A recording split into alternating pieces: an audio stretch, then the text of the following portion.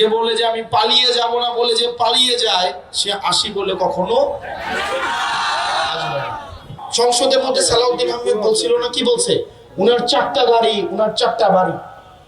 ওই সময় ছিল যখন উনি শিলংয়ে কি অবস্থায়, গুম অবস্থায়। এবং এই 16 বছরে ওনার সম্পদ 1 টাকাও কমে নাই, বরং 25 গুণ পর্যন্ত ওনার সম্পদ বাড়ছে।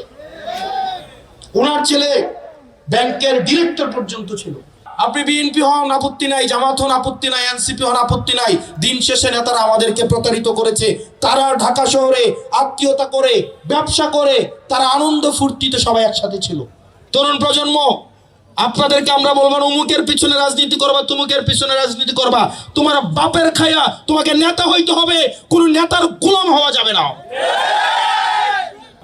ওই দিন শেষে গান আছে না, আসি আসি বলে বন্ধু দেখা যাবে, ওখান থেকে বলবে আসবে বলে নেতা কর্মীদেরকে মাঝে মাঝে বের হবে, ওদেরকে জনগণ ঠেঙাবে, ঠেঙায় জেলে দিবে, কোনো লাভ নাই। আচ্ছা, ওদের বিষয়ে কথা বলাটাই মনে করি আমাদের লস।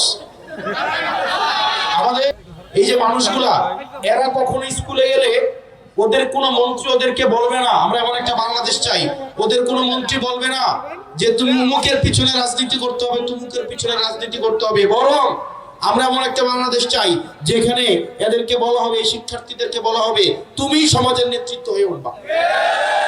অথচ আমাদেরকে কি বলা হয়, তোমরা অমুকের পিছনে রাজনীতি করবা, তুমুকের পিছনে রাজনীতি করবা। অথচ নিজের ছেলে মেয়েদেরকে রাখছে বিদেশে। আমাদের একটা মাননীয় শিক্ষামন্ত্রী আসছেন, এই পর্যন্ত উনি সংসদে ক্ষমা চাইছেন, কিন্তু কি পরিমাণ একটা মানুষ সাইকো হইতে পারে, উনি সংসদে ক্ষমা চাইছেন, ক্ষমা চাওয়ার পরে উনি কুমিল্লা সরকারি মহিলা কলেজের শিক্ষকদের উপর এটার প্রতিশোধ নিয়েছেন। আপনি প্রশাসনের ব্যর্থতা, আপনার নিজের মন্ত্রণালয়ের ব্যর্থতা আপনি কলেজের নিরীহ শিক্ষকদের উপর আপনি চাপিয়ে দিয়েছেন। এবং আপনি আপনার যেই আইনের আপনার ক্ষমতার অপব্যবহার করে আপনি তাদের এই শিক্ষকদেরকে আপনি পোস্টিং করাই দিয়েছেন। ওই দিন শেষে ডাক্তার এবং শিক্ষক এই দুইটা নিরীহ শ্রেণী আছে, না পারলে গিয়ে ওদেরকে ধরে পিটাও। ক্ষমতাহীন শ্রেণী। মিলন সাহেব, আমরা আপনার অতীত জানি, আপনার পরিবারের দুর্নীতিও আমরা জানি, মন্ত্রণালয়ে আপনার দুর্নীতিও আমরা জানি। সুতরাং মানুষের প্রত্যাশা নিয়ে আসছেন, এই নিরীহ শিক্ষকদেরকে আপনি যেভাবে আপনার ক্ষমতার অপব্যবহার দেখাইয়া তাদেরকে আপনি ট্রান্সফার করাইছেন, এবং নিজের দায়িত্বের জন্য বরং আপনার পদত্যাগ করা উচিত। আমরা হতাশ হয়েছি সবাই, এখানে যারা যারা আছে, যেমন ওনার বিরুদ্ধে বক্তব্য দিলে এখন আমার এলাকার স্কুল কলেজের কাজ বন্ধ করাই দিবে, এই পরিমাণ সাইকো। কিন্তু মিলন সাহেব, আপনারা যারা আছেন এটা মনে রাখেন না, সিজন একরকম যায়, কাজ বন্ধ করাইছেন, করাবেন, ফোন দিয়ে বলে দিবেন আমাকে হেল্প না করতে, কিচ্ছু আসে যায় না। কারণ মানুষ জানে, বাংলাদেশের মানুষ জানে দিন শেষে আমরা তাদের পক্ষেই কাজ করব। ফোন দিয়ে মনে করাই দেন, ফোন দিয়ে বলে দেন যে হাসনাতকে যেন হেল্প না করা হয়।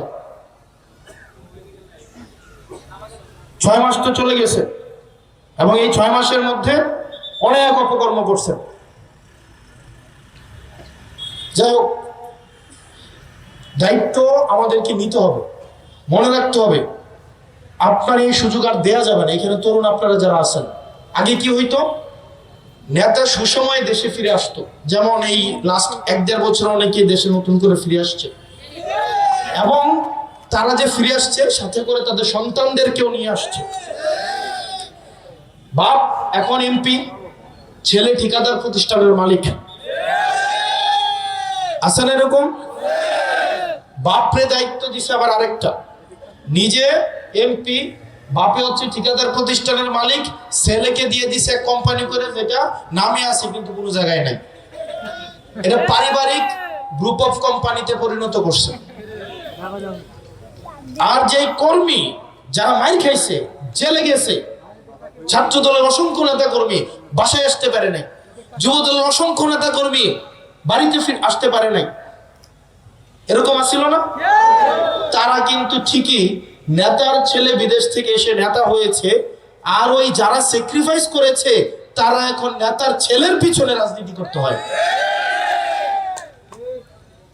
মনে রাখবেন, যারা বিভিন্ন প্রোগ্রামে আসা আমাদেরকে বাধা দেওয়ার চেষ্টা করেন, বিশ্বাস করেন আপনি আমার সাথে লাগালাগি মারামারি করবেন, কিন্তু আপনার নেতা ঢাকায় আমাদের সাথে বসে বিরিয়ানি খায়।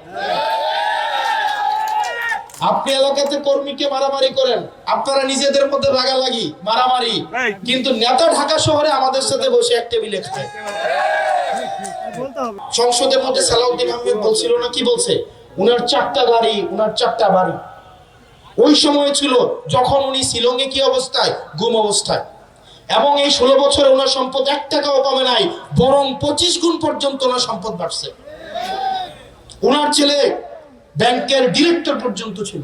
আপনি বিএনপি হন আপত্তি নাই, জামাত হন আপত্তি নাই, এনসিপি হন আপত্তি নাই, দিন শেষে নেতারা আমাদেরকে প্রতারিত করেছে।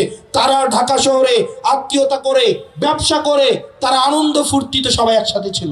তরুণ প্রজন্ম, আপনাদেরকে আমরা বলবো না অমুকের পিছনে রাজনীতি করবা, তুমুকের পিছনে রাজনীতি করবা। তোমার বাপের খায়া তোমাকে নেতা হইতে হবে, কোন নেতার গোলাম হওয়া যাবে না।